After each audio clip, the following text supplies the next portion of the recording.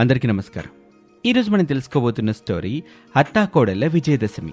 ఇందిరాపురంలో ఉండే కామాక్షి అనే ఇల్లాలి బుద్ధి అంత మంచిది కాదు. తన కోడలి మీద పెత్తనం చేయటం కాని, తమ వియ్యంకుల మీద పెత్తనం చెయ్యాలని కాని ఆమె ఎప్పుడూ కోరుకునేది. ఇంకా అంత డామినేటింగ్ అత్తగారున్నాక పాపం పిల్లనిచ్చుకున్న వాళ్ళు మాత్రం ఏం నోరు మెదపగలరు చెప్పండి. అందుకే తమ తాహతు కాకపోయినా తమ కూతురికి వచ్చిన మంచి సంబంధం దాటిపోకూడదనుకొని ఆస్తులమ్ముకొని అప్పులు చేసి మరీ మోనికకి పెళ్లి చేశారు. తీరా అత్తారింటికి కాపురానికి వచ్చాక గానీ తెలియలేదు ఆ అత్తగారు కామాక్షి బుద్ధేంటో. అందుకే ఒకరోజు తన భర్తతో తన బాధని చెప్పుకుంటుంది మోనిక. ఏవండి, ఇవాళ సాయంత్రం నుండి అత్తయ్య దసరా గురించి చెప్తున్నారండి. అదేంటి మోనిక, దసరా గురించి అమ్మ చెప్పకపోతే నీకు తెలీదా ఏంటి? అబ్బా, హాస్యం కాదండి. మళ్ళీ అత్తయ్య మీ ఇంటికి ఇంకేదో సాంప్రదాయం ఉందని, అందుకు విజయదశమి నాటికల్లా కోడలు పుట్టింటి నుండి 2 వడ్ల బస్తాలు, 2 కాసుల బంగారంతో పాటు 1 నెల పచారీ సరుకులు తీసుకొచ్చి వాటన్నిటితో మనింటి దేవతకి ఏదో నైవేద్యం వండినాకే దసరా పండుగ చేయాలంటున్నారు. అలా చేయకపోతే ఇంటికి అరిష్టమని భయపెడుతున్నారండి. అవునా? మరింకేం, మీ పుట్టింటికి వెళ్ళి అవన్నీ తీసుకొచ్చాయి. మీరు కూడా అలా మాట్లాడతారేంటండి? మా వాళ్ళ పరిస్థితి మీకు తెలుసు కదా. ఏదో కూతురు సుఖంగా ఉండాలని తమ తాహతుకు మించి నన్ను ఇంటికి కోడలను చేసి సంబరపడ్డారు. కానీ ప్రతి పండక్కి అత్త ఇలా ఏదో ఒక సాంప్రదాయం వంకపెట్టి మా వాళ్ళని పీడిస్తూ ఉంటే వాళ్ళు మాత్రం ఎక్కడి నుంచి తీసుకొస్తారు చెప్పండి? కనీసం మీరైనా ఒక మాట. చూడు మోని, నాకు ఈ పద్ధతులు అవి పెద్దగా తెలీదు. అందుకే ఇందులో ఏది సరైందో ఏది కాదో నేను తలదూర్చలేను. అయినా అమ్మ చెప్పేది మన మంచికే కదా, అడుగు మీ వాళ్ళని అంటూ చాలా నిర్లక్ష్యంగా మూర్ఖంగా బదులిచ్చి అక్కడి నుంచి వెళ్ళిపోయాడు. ఈ విధంగా ఏమాత్రం అర్థం చేసుకోలేని భర్త ప్రతి విషయానికి కావాలనే గొంతెమ్మ కోరికలు కోరుతూ ప్రతి పండక్కి కోడలి పుట్టింటి వాళ్ళ చేత ఏదో ఒక సేవలు సారెలు అందుకుంటూనే ఉంది ఆ శాడిస్టు అత్తగారు. అలా ఉన్న సమయంలో దసరా నవరాత్రులకి ముందు రోజు కోడలు మోనిక తప్పని పరిస్థితుల్లో తన పుట్టింటికి బయలుదేరింది. ఆ వెళ్లేదారిలో ఒక అమ్మవారి గుడి దగ్గర ఆగి అమ్మవారికి దండం పెట్టుకుంటూ, తల్లి, ఏమిటమ్మా మాకు ఈ కష్టాలు? పైకి ఎంతో మంచిదానిలా కనిపిస్తున్న మా అత్తగారికి ఈ చుప్పనాతి బుద్ధేంటమ్మా? అక్కడికి అప్పో సొప్పో చేసి మా వాళ్ళు ఆవిడ అడిగినంత కట్నం ఇచ్చారు.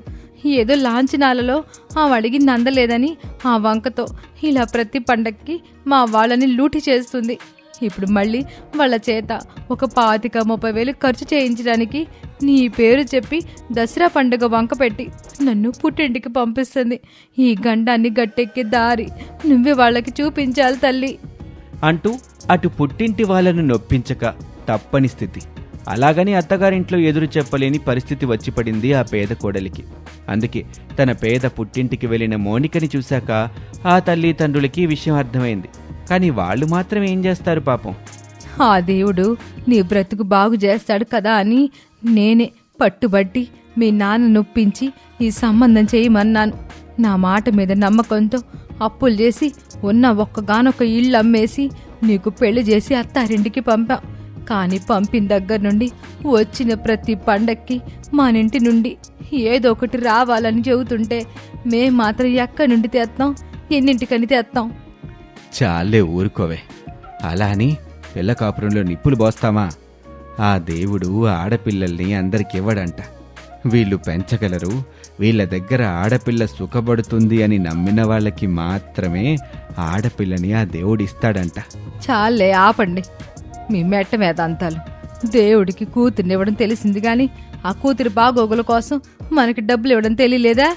అంటూ ఇప్పుడు దసరా పండగ కోసం ఉన్న 25,000-30,000 ఖర్చు ఎలా మొయ్యాలా అని తర్జనా భర్జన పడుతున్నారు. ఇంతలో తమ ఇంటి బయట నుండి ఒక సాధువు గొంతు వినిపించింది. భవతి భిక్షాందేహి అని వినిపించగానే ఇంట్లో ఉన్న కాసిన్ని బియ్యం తీసుకుని వచ్చిన తల్లి తన కూతురితో ఇలా అంటుంది. అమ్మా మోని, ఈ బియ్యం తీసుకెళ్లి బయటెవరో సాధు వచ్చినట్టున్నాడు, ఆయనకి వేసిరమ్మా అని తల్లి చెప్పటంతో ఆ బియ్యం తీసుకెళ్లి ఆ సాధువుకి వేసింది. ఏం తల్లి, దసరా పండుగంటే భయం పుడుతుందా? మీ అత్తగారి గొంతెమ్మ కోరికలు ఎలా తీర్చాలో అర్థం కావటం లేదా అని సాధు అడిగేసరికి మోనిక ఆశ్చర్యపోయింది. ఈ విషయాలు మీకెలా తెలుసు? ఆ అమ్మలగన్నమ్మ నా నోట పలికించిందిలేమ్మా. నీ కష్టం తీరే దారి నా దగ్గరుంది. అంతేకాదు మీ అత్తగారికి బుద్ధి చెప్పే మార్గం కూడా అదే అని చెప్పటంతో ఆ సాధువుని ఇంట్లోకి ఆహ్వానించారు. కాసేపు ఆయన చెప్పే విషయాలన్నీ విన్నాక, కాబట్టి ఇప్పుడు నేను చెప్పినట్టు చేయి తల్లి. మీ అత్తగారికి ఫోన్ చేసి ఇక్కడికే రమ్మని చెప్పు. ఇందాక నేను చెప్పిందంతా చెప్పు అని చెప్పటంతో కోడలు మోనిక తన అత్తగారికి ఫోన్ చేస్తుంది. అత్తయ్య, మీరు చెప్పిన లిస్ట్ ప్రకారం సరుకులన్నీ తెప్పిస్తున్నాడు మా నాన్న. కానీ పోయినసారి వినాయక చవితికి మా వాళ్ళు పంపినవి నాసిరకం సరుకులు అన్నారు కదా. మళ్ళీ అలా జరగకూడదంటే మీరే వచ్చి ఎలాంటి నాణ్యత ఉన్న సరుకులు కావాలో చెప్తే అవే పంపుతానంటున్నారు నాన్న. దసరా పండగ ముందు పెట్టుకొని ఇప్పుడు నేను రావడం కుదరదు, కానీ అబ్బాయిని పంపుతానులే. ఆడేవి చూపితే తీసుకోండి అంటూ ఫోన్ పెట్టేసి తన కొడుకుని పిలిచింది.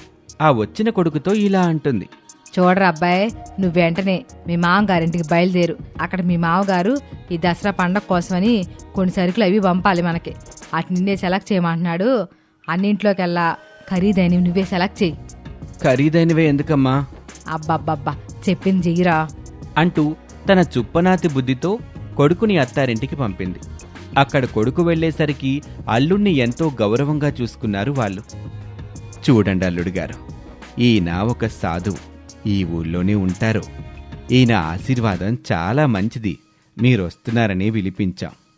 చూడు నాయనా, మీ అమ్మగారు చెప్పినట్టు సరుకులు నువ్వే వెళ్ళి కొనుక్కొస్తావా, లేక ఆ గదిలో మీ మావగారు కొనిపెట్టిన సరుకులున్నాయి, అవి ఒకసారి పరీక్షించుకొని వాటితోటి సరిపెడతావా? భలేవారే మావయ్య, మా అమ్మకి చాదస్తం కాస్త ఎక్కువ, అందుకే అలా ఏదేదో అంటుంది. లేదంటే మీ అమ్మాయి పండుగ కోసం పంపే సరుకులు మీరు మంచివి పంపరా చెప్పండి అంటూ ఆ గదిలోకి వెళ్ళి చూస్తే అప్పటికి సాధువు మాయ చేత సృష్టించబడిన సరుకులు అన్నీ అక్కడున్నాయి. వీటికేంటి మావయ్య, నెంబర్ 1 సరుకుల్లా ఉన్నాయి, ఇవే తీసుకెళ్తానులేండి అంటూ ఆ సరుకులన్నీ తీసుకుని ఇంటికి వెళ్లారు.